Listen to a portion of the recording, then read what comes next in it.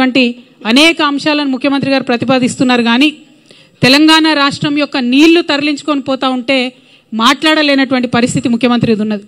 ఎందుకోసం అంటే అక్కడ చంద్రబాబు నాయుడు గారు నదుల అనుసంధానం పేరుతోని బనకచెర్ల రిజర్వాయర్ కడతా ఉన్నాం, మేము పెద్ద బ్యారేజ్ కట్టుకుంటాం, 200 టీఎంసీ నీళ్లు తీసుకుపోతామంటే కూడా ముఖ్యమంత్రి గారు ఏమీ కూడా అనలేనటువంటి పరిస్థితి ఉన్నది. ఎందుకోసం ఇంత వీక్నెస్ ఉన్నది మీకు? ఎందుకు ఇంత అసక్తత ఉన్నది? ఎందుకు తెలంగాణ ప్రజల కోసం మీరు పనిచేస్తలేరు? పక్క రాష్ట్రం ప్రయోజనాల కోసం మీరు ఎందుకు పనిచేస్తూ ఉన్నారు? ఆనాడు కేసీఆర్ గారు ముఖ్యమంత్రిగా ఉన్నప్పుడు రివర్ లింకింగ్ ప్రాజెక్ట్ ఏదైతే కేంద్ర ప్రభుత్వం ప్రతిపాదించిందో దాన్ని ఖచ్చితంగా తుపాకులగూడెం బ్యారేజ్ దగ్గర నుండి ప్రారంభించాలని కేసీఆర్ గారు ప్రతిపాదించారు. కానీ ఆనాడు కేంద్రం ఒప్పుకోలే, మేము ఇచ్చంపల్లి దగ్గర పెడతాం రివర్ లింకేజ్ అని చెప్పడం జరిగింది. మరి ఇవాళ ఏ మీటింగ్ కాలేదు, ఏ అపెక్స్ కౌన్సిల్ కలవలేదు, కేంద్ర ప్రభుత్వం రాష్ట్ర ప్రభుత్వంతో చర్చలు జరపలేదు. కేవలం చంద్రబాబు నాయుడు గారి డైరెక్షన్లో ఈ రివర్ లింకేజ్ ప్రాజెక్టు పాయింట్ పోలవరంకు తీసుకొని వెళ్ళడం జరిగింది. పోలవరం నుండి 200 టీఎంసీ గోదావరి నీళ్లను మొత్తం కూడా తీసుకెళ్లిపోతున్నారు. ఇవాళ గోదావరి కావేరీ లింక్ పేరు మీద చెన్నైకి నీళ్ళు ఇవ్వాలని చెప్పేటటువంటి వంక పేరు మీద గోదావరి నది నీళ్లు పర్మనెంట్గా తెలంగాణకు దూరం కాబోతా ఉన్నాయి. మరి అయినా కూడా ముఖ్యమంత్రి గారు మాట్లాడతలేరు. ఇది చాలా దారుణం. ఎల్లుండి జూన్ 2న తెలంగాణ రాష్ట్ర అవతరణ దినోత్సవం నాడు ముఖ్యమంత్రి గారు ఒక స్పష్టమైన ప్రకటన దీని మీద చేయాలి. అపెక్స్ కమిటీ మీటింగ్ ఇమీడియట్గా పిలవాలని చెప్పి డిమాండ్ చేయాలి. మనకేదైతే 200 టీఎంసీలు నీళ్ళు నష్టపోతామో మన నీళ్ళ మీద మనకు వాటా కావాలని చెప్పి ముఖ్యమంత్రి గారు డిమాండ్ చేయాలని నేను కోరుతా ఉన్నాను. కేసీఆర్ గారు కాళేశ్వరం ప్రాజెక్ట్ ఎందుకోసం కట్టిండ్రు?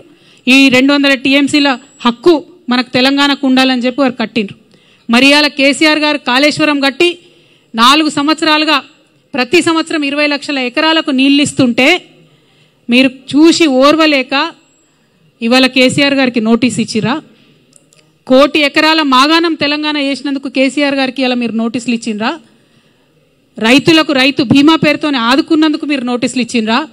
రైతు బంధు పేరుతో ఆదుకున్నందుకు మీరు నోటీస్ ఇచ్చిండ్రా? కేసీఆర్ కిట్ ఇచ్చినందుకు నోటీస్ ఇచ్చిండ్రా? తెలంగాణ ప్రజలకు మేలు చేసినందుకు నోటీస్ ఇచ్చిరా? ఎందుకోసం నోటీస్ ఇచ్చిండ్రు?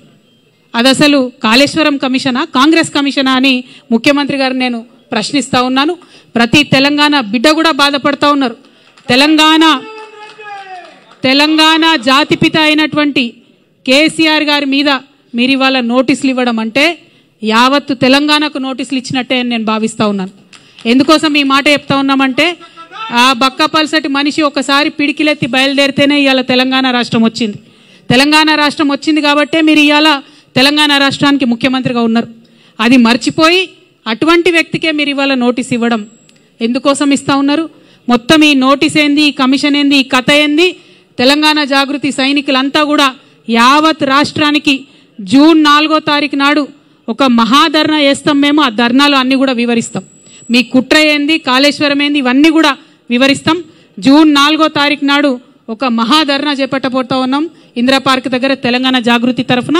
ఖచ్చితంగా అక్కడ మొత్తం కూడా మీరు ఎట్లా గుత్తేదారులకు వంతబాడుతున్నారు, ఎట్లా తెలంగాణ రైతాంగాన్ని ఎండబెడుతున్నారు, ఎందుకోసం కాళేశ్వరం ప్రాజెక్టు మీరు వాడతలేరు, ఎందుకు నిర్వీర్యం చేస్తున్నారు, ఈ అంశాలన్నీ కూడా తెలంగాణ ప్రజల ముందు బట్టబయలు చేస్తామని చెప్పి ఈ సందర్భంగా మేము తెలియజేస్తూ ఉన్నాం. అదేవిధంగా మీకు తెలుసు తెలంగాణ జాగృతి అనేక కార్యక్రమాలు చేసుకుంటూ వచ్చింది. బీసీ బిల్లు కోసం గత సంవత్సరంన్నరగా మేము పోరాటం చేస్తూ ఉన్నాం. కానీ నిన్ననే ముఖ్యమంత్రి గారు వెళ్ళి మోడీ గారిని కలిసినారు, దేశ ప్రధానమంత్రిని. అనేక ప్రాజెక్టుల గురించి మాట్లాడినారు కానీ బీసీ బిల్లు గురించి మాట్లాడలేదు. ఇవాళ బీసీ బిల్లు ఈ రాష్ట్రంలో పెట్టించగలిగినామంటే 1 కాదు 2 బిల్లులు పెట్టించినామంటే దాంట్లో తెలంగాణ జాగృతి యూపీఎఫ్ పాత్ర ఉందన్న విషయాన్ని తెలంగాణ బీసీ బిడ్డలు ఎప్పుడు కూడా విస్మరించారని చెప్పి సందర్భంగా నేను గుర్తు చేస్తూ, మీరు మర్చిపోవచ్చుగాక కానీ మేము మర్చిపోలేదు. బీజేపీ వాళ్ళకి హెచ్చరిక చేస్తూ ఉన్నాం, మీరు బీసీ బిల్లును డీప్ ఫ్రిడ్జ్లో పెట్టే ప్రయత్నం చేస్తే కొన్ని రోజుల తర్వాత మళ్ళా జాగృతి కార్యాచరణ తీసుకుంటుంది. ఖచ్చితంగా కేంద్రానికి సెగదలిగే విధంగా రైల్ రోకా లాంటి కార్యక్రమాలను కూడా తీసుకొని పెద్ద ఎత్తున ముందుకెళ్తామని చెప్పి బీసీలకు 42% రిజర్వేషన్లు లోకల్ బాడీ ఎన్నికలు పెట్టే లోపలనే తెలంగాణ జాగృతి తరఫున పోరాటం చేసి సాధించుకుంటామని కూడా ఈ సందర్భంగా తెలియజేస్తూ ఉన్నాం. అట్లానే తెలంగాణ మహిళలకు మీరు ప్రామిస్ చేసినటువంటి 2500 రూపాయలు ఏదైతే ఉందో అది సాధించే వరకు కూడా తెలంగాణ